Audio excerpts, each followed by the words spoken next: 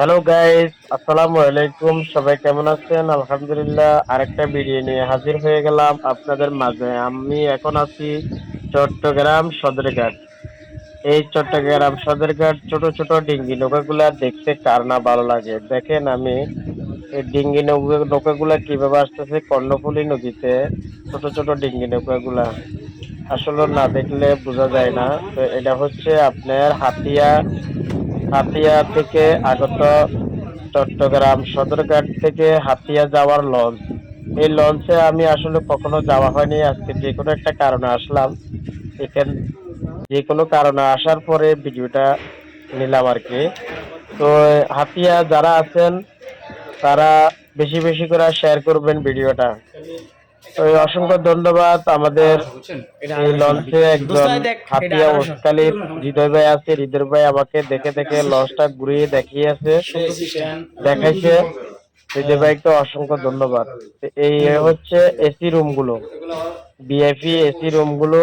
এখানে যদি আপনি যান 3500 থেকে 2500 টাকা গুনতে হবে। এখানে এই রুম গুলোতে এসি করা আছে। আপনি যে কোনো মুহূর্তে 5 জন 10 জন এইভাবে থাকতে পারবেন এক রুমে। আপনি 2500 থেকে 3000 টাকা আপনি গুনতে হবে। আর সবচেয়ে বিএভি রুম হচ্ছে এটা। এটার ভাড়া হচ্ছে 3700 টাকা, যেটুকু শুনলাম দিদের বাইক থেকে। এই যে এখানে লেখা আছে বিআইপি। এই বিআইপি লোকের জন্য আবার এখানে একটা ডাইনিং আছে। এখানে আপনারা বসে খানা দানা খেতে পারবে। এখানেও এসি দেওয়া আছে, টিভি আছে, টিভি দেখতে পারবে, রেস্ট নিতে পারবে। বা রাত্রে আবার যদি বলে যে এখানে রেস্ট নিতে শুয়ে থাকবে, সেটাও পারবে।